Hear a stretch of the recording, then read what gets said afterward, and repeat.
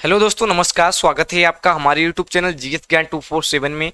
और आज की इस क्लास में हम डिस्कस करने वाले हैं टोटल 25 क्वेश्चन जो कि आज की ट्रिपल सी परीक्षा की मॉर्निंग शिफ्ट में पूछे गए थे। और आज के क्वेश्चन हमें सेंड किए हैं आयुष बदायूं, आकाश झांसी, रिया शुक्ला तथा रजत ने। अगर आप लोग भी हमें क्वेश्चन सेंड करना चाहते हैं तो हमारी इंस्टाग्राम आईडी है बीरू_यादव99। आप लोग यहाँ पर हमें क्वेश्चन जरूर सेंड करिएगा ताकि हम उन्हें भी अपनी क्लास में शामिल कर सकें। तो चलिए देखते हैं आज की ट्रिपल सी परीक्षा में कौन कौन से क्वेश्चन पूछे गए थे। सबसे पहला क्वेश्चन हमारे पास आया है, पूछा गया था कि ईएमएम आईडी में कितने अंक होते हैं। बताइएगा जो ईएमएम आईडी होती है उसमें टोटल कितने अंक होते हैं। सबसे पहले जान लीजिएगा कि ईएमएम आईडी का फुल फॉर्म क्या होता है। तो जो एमएमआईडी का फुल फॉर्म होता है मोबाइल मनी आइडेंटिफायर होता है। ठीक है, मोबाइल मनी आइडेंटिफायर इसका फुल फॉर्म होता है। जो इसमें टोटल अंक होते हैं वो 7 अंक होते हैं। इसमें से जो 4 अंक होते हैं पहले वो बैंक के यूनिक आइडेंटिफायर होते हैं, नंबर होते हैं, यानी कि बैंक के 4 नंबर जो होते हैं वो यूनिक आइडेंटिफिकेशन नंबर होते हैं। और लास्ट के जो 3 नंबर होते हैं वो आपके मोबाइल के नंबर होते हैं। ठीक है, तो ये एमएमआईडी नंबर जो होता है वो टोटल 7 डिजिट का होता है। अगला क्वेश्चन पूछा गया था कि पोस्ट का पूर्ण रूप बताइएगा, what's the full form of post. ठीक है, तो पोस्ट का फुल फॉर्म पूछा गया था। अपने ट्रिपल सी की क्लास में कई बार इस क्वेश्चन को वहां पर करवाया था, तो जिसने भी हमारी क्लास देखी होगी उसने इसका आंसर जरूर राइट किया होगा। तो इसका जो राइट आंसर हो जाएगा पॉइंट ऑफ सेल। ठीक है, पोस्ट का जो फुल फॉर्म होता है वो पॉइंट ऑफ सेल होता है। अगला क्वेश्चन पूछा गया था 100 kbps में केबी क्या है। जो 100 kbps होता है या फिर कोई भी kbps हो गया, 50 kbps हो गया, उसमें जो केबी वर्ड होता है इसका मतलब क्या होता है ये पूछा गया था। तो इसका जो राइट आंसर हो जाता है वो हो जाता है किलोबाइट। ठीक है, यानी किलोबाइट पर सेकेंड। यहाँ पर केबी का मतलब हो जाता है किलोबाइट, पी का मतलब होता है पर, यहाँ पर एस का मतलब हो जाता है सेकेंड। ठीक है, लेकिन यहाँ पर केबी का पूछा गया था तो केबी का राइट आंसर क्या हो जाता है, किलोबाइट। अगला क्वेश्चन पूछा गया था उमंग में एन का क्या मतलब है। जो उमंग ऐप है आपका उसमें एन फॉर क्या होता है। इसके लिए आपको उमंग की फुल फॉर्म आनी चाहिए। तो देखते हैं उमंग की फुल फॉर्म क्या होती है। उमंग का जो फुल फॉर्म होता है unified mobile application for new age governance. अब आप देखिएगा एन फॉर क्या हो गया, यहाँ पर एन फॉर हो गया न्यू एज। ठीक है, तो यहाँ पर एन का मतलब होता है न्यू एज। अगर फुल फॉर्म पूछी जाती तो unified mobile application for new age governance. अगला क्वेश्चन पूछा गया था जीमेल के फाउंडर कौन है। कई बार ट्रिपल सी की परीक्षाओं में क्वेश्चन पूछा जाता है, तो आप लोगों को इसका आंसर अगर दे पाए होंगे तो अच्छी बात है। अगर आप लोगों ने क्लास देखी होगी तो 100% इसका राइट आंसर आप लोगों ने किया होगा। तो इसका जो राइट आंसर हो जाता है पॉल वॉकेट। ठीक है, आप लोगों को ध्यान रखना है ईमेल के जो फाउंडर हैं वो पॉल वॉकेट हैं। अगला क्वेश्चन पूछा गया था कि पहली एआई प्रोग्रामिंग भाषा कौन सी है। जो पहली आर्टिफिशियल इंटेलिजेंस प्रोग्रामिंग लैंग्वेज है उसका नाम पूछा गया था। ठीक है, तो इसका जो राइट आंसर हो जाएगा ऑप्शन नंबर ए हो जाएगा, यानी कि लिस्प हो जाएगा। लिस्प का मतलब क्या होता है, लिस्ट प्रोसेसिंग। ठीक है, ध्यान रखना है, लिस्ट प्रोसेसिंग इसका राइट आंसर हो जाएगा। अगला क्वेश्चन जो था ओटीपी स्टैंड फॉर, यानी कि ओटीपी का फुल फॉर्म पूछा गया था। तो अगर आप लोगों को ओटीपी का फुल फॉर्म नहीं पता होगा तो आप लोगों ने यहाँ पर गलत कर दिया होगा। लेकिन जो ओटीपी का राइट फुल फॉर्म होता है वो क्या होता है, 1 टाइम पासवर्ड। इसको मैक्सिमम 5 टाइम आप भेज सकते हैं। ठीक है, 5 बार इसके लिए रिक्वेस्ट कर सकते हैं एक ओटीपी के लिए। अगला क्वेश्चन है हमारे पास कैल्क में बाय डिफॉल्ट फॉन्ट साइज 10 होता है। ये ट्रू फॉल्स की फॉर्म में क्वेश्चन था, पूछा गया था जो कैल्क होता है वहां पर बाय डिफॉल्ट फॉन्ट साइज 10 होता है या फिर नहीं। तो इसका राइट आंसर क्या हो जाता, ट्रू हो जाता। अगला क्वेश्चन है हमारे पास मैक एड्रेस का पूर्ण रूप मीडिया एक्सेस कंट्रोल है। ये भी ट्रू फॉल्स की फॉर्म में क्वेश्चन पूछा गया था कि मैक एड्रेस का पूर्ण रूप जो है वो मीडिया एक्सेस कंट्रोल है। तो इसका भी आंसर क्या हो जाता, ट्रू हो जाता। अगला क्वेश्चन था हमारे पास उमंग ऐप किससे संबंधित है। उमंग से 2 क्वेश्चन पूछे गए थे, एक में पूछा गया था एन फॉर और एक पूछा गया था जो उमंग ऐप है वो किससे रिलेटेड है, पर्यटन से, शिक्षा से, मोबाइल एप्लीकेशन से या फिर इनमें से कोई नहीं। तो यहाँ पर इसका राइट आंसर क्या हो जाएगा, ऑप्शन नंबर सी हो जाएगा, मोबाइल एप्लीकेशन से। ठीक है, मोबाइल एप्लीकेशन से उमंग का संबंध है। पूछा गया था आरटीजीएस कब लॉन्च किया गया था। आप लोगों को बताना था कि जो आरटीजीएस है रियल टाइम ग्रॉस सेटलमेंट्स जो सर्विस है वो कब लॉन्च की गई थी। इसका राइट आंसर आप लोगों को बताना था। तो यहाँ पर इसका जो राइट आंसर हो जाता है वो 2004 हो जाता है। ठीक है, आरटीजीएस आपका 2004 में लॉन्च की गई। कभी कभी पूछा जाता है एनईएफटी कब लॉन्च किया गया। तो एनईएफटी जो लॉन्च किया गया था वो आपका 2005 में लॉन्च किया गया था। ठीक है, अगला क्वेश्चन था हमारे पास आईएफएससी का पूर्ण रूप पूछा था। बताइएगा जो आईएफएससी होता है इसका पूर्ण रूप क्या होता है। तो यहाँ पर इसका जो पूर्ण रूप होता है वो इंडियन फाइनेंशियल सिस्टम कोड होता है। ध्यान रखना है कि आईएफएससी का फुल फॉर्म होता है इंडियन फाइनेंशियल सिस्टम कोड। इसमें जो डिजिट कभी कभी पूछे जाते हैं तो टोटल इसमें 11 डिजिट होते हैं। ध्यान रखना है इसमें टोटल 11 डिजिट होते हैं। अगला क्वेश्चन है हमारे पास, बिटकॉइन के फाउंडर कौन है। पूछा गया था जो बिटकॉइन है जो कि एक डिजिटल करेंसी है जो कि एक कंप्यूटर एल्गोरिदम पर बनी हुई होती है, इसके फाउंडर पूछे गए थे। तो आप लोगों को इसके फाउंडर का नाम बताना था। तो इसके जो फाउंडर हैं वो सतोशी नाकामोटो हैं। आप लोगों को ध्यान रखना है सतोशी नाकामोटो इसके फाउंडर हैं। इन्होंने इसको 2009 में बनाया था। आप लोगों को ध्यान रखना है जो आपकी बिटकॉइन एक डिजिटल करेंसी है उसको सन 2009 में सतोशी नाकामोटो के द्वारा बनाया गया था। अगला क्वेश्चन है हमारे पास, यूएसएसडी का पूर्ण रूप क्या है। जो आपका यूएसएसडी है इसका फुल फॉर्म पूछा गया था।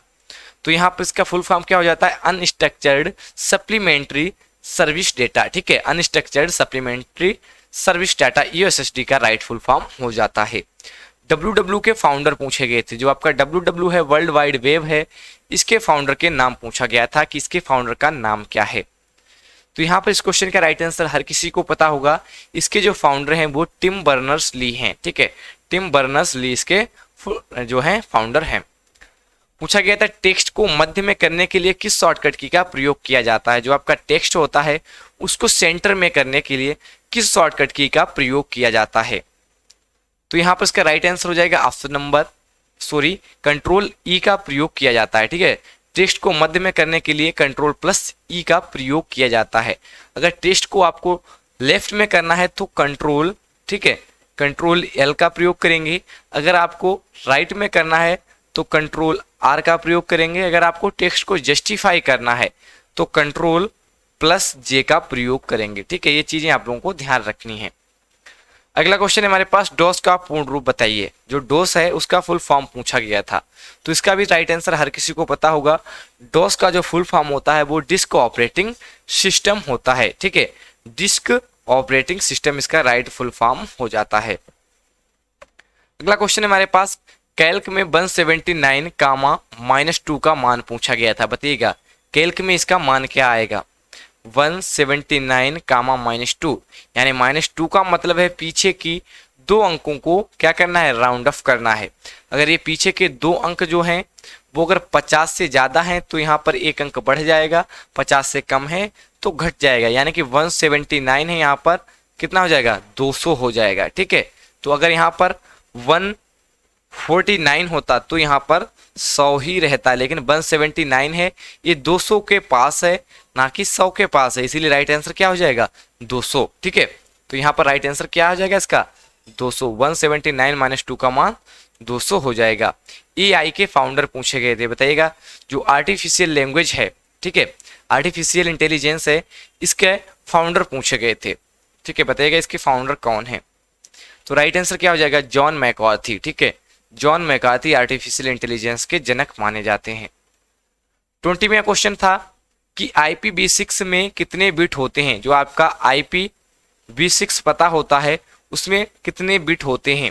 तो राइट आंसर क्या हो जाएगा, 128 बिट्स। ठीक है, ध्यान रखना है कि IPv6 में 128 बिट्स होते हैं। और अगला क्वेश्चन पूछा गया था, यहाँ पर पूछा गया था ई चेक ई कॉमर्स से संबंधित है या फिर नहीं, ट्रू है या फिर फॉल्स। बताइएगा जो आपका ई चेक है वो ई कॉमर्स से रिलेटेड है या फिर नहीं, ट्रू है या फिर फॉल्स।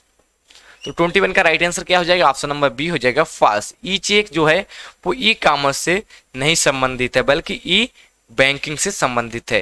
क्वेश्चन नंबर 22 में पूछा गया था भारत में कुल 37 पासपोर्ट केंद्र हैं, ट्रू है या फिर फॉल्स। जो इंडिया है उसके अंदर टोटल 37 पासपोर्ट केंद्र हैं या फिर नहीं, ये बात ट्रू है या फिर फॉल्स। तो राइट आंसर क्या हो जाएगा 22 का, ऑप्शन नंबर ए हो जाएगा, ट्रू। ठीक है, भारत में जो कुल पासपोर्ट केंद्र है वो 37 ही हैं।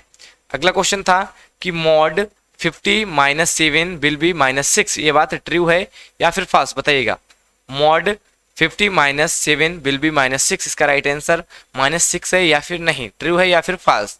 तो राइट आंसर क्या हो जाएगा, ऑप्शन नंबर ए हो जाएगा ट्रू। अगर आप लोगों को ये बात नहीं समझ में आई होगी तो आप लोग हमारी फार्मूला क्लास देखिएगा, ठीक है, आप लोगों को 100% ये बात समझ में आ जाएगी। तो आप लोग फार्मूला क्लास अवश्य देखें। अगला क्वेश्चन है हमारे पास, ब्राउजर एंड वेब एड्रेस एक समान कार्य करते हैं, बताइएगा। जो आपके ब्राउजर्स होते हैं और वेब एड्रेस होते हैं वो एक समान कार्य करते हैं, ट्रू है या फिर फॉल्स। राइट आंसर क्या हो जाएगा इसमें से, तो राइट आंसर क्या हो जाएगा, ऑप्शन नंबर ए हो जाएगा ट्रू। जो आपके ब्राउजर्स होते हैं और जो वेब एड्रेस होते हैं वो सिमिलर वर्क करते हैं। यहाँ पर पूछा गया था keyboard and mouse can not be connected without wires, बताइएगा बिना तारों के माउस और कीबोर्ड को कनेक्ट किया जा सकता है या फिर नहीं, ये बात ट्रू है या फिर फॉल्स। तो राइट आंसर क्या हो जाएगा, ऑप्शन नंबर बी हो जाएगा फॉल्स, ठीक है। जो आपके माउस है वो बिना वायर के भी कनेक्ट हो जाता है, लेकिन इसमें क्या पूछा गया, कैन नॉट बी कनेक्टेड, नहीं किया जा सकता है, लेकिन ये किया जा सकता है, बिना तारों की मदद से भी माउस को कनेक्ट किया जा सकता है। अगला क्वेश्चन है हमारे पास, FDM stand for frequency division multiplexing, बताइएगा ये ट्रू है या फिर फॉल्स। एफडीएम का जो फुल फॉर्म है वो फ्रीक्वेंसी डिवीजन मल्टीप्लेक्सिंग है, ट्रू है या फिर फॉल्स, बताइएगा। 26 का राइट आंसर क्या हो जाएगा, तो यहाँ पर इसका राइट आंसर हो जाएगा ऑप्शन नंबर ए हो जाएगा ट्रू, ठीक है। एफडीएम का फुल फॉर्म होता है फ्रीक्वेंसी डिवीजन मल्टीप्लेक्सिंग। अगला क्वेश्चन हमारे पास और आज का लास्ट क्वेश्चन है, सीडी बिकम पॉपुलर इन 1980, बताइएगा। जो सीडी है आपकी कॉम्पैक्ट डिस्क है वो 1980 में पॉपुलर हुई, यानी कि 1980 में डेवलप हुई, ट्रू है या फिर फॉल्स। तो राइट आंसर क्या हो जाएगा, ऑप्शन नंबर बी हो जाएगा फॉल्स, ठीक है। ये 1980 में नहीं 1982 में पॉपुलर हुई थी, आप लोगों को ध्यान रखना 1982 में। और कभी कभी पूछा जाता है कि डीवीडी, तो ये 1995 में बनी थी, ठीक है। तो ये थे आज के हमारे 27 क्वेश्चन। आशा करते हैं आप लोगों को वीडियो पसंद आई होगी। अगर वीडियो पसंद आई है तो वीडियो को लाइक करें तथा शेयर करें, तथा अगर आपने अभी तक हमारे टेलीग्राम चैनल को ज्वाइन नहीं किया है तो हमारा टेलीग्राम चैनल है GS ज्ञान 247, तथा आप लोग हमें इंस्टाग्राम पे भी फॉलो कर सकते हैं। हमारी इंस्टाग्राम ID है बीरू_यादव 99, तथा आप लोग CCC के मॉक टेस्ट दे सकते हैं। हमारी वेबसाइट है www.gsgyan247.com। Thank you for watching, thank you, धन्यवाद, बाय बाय, टेक केयर।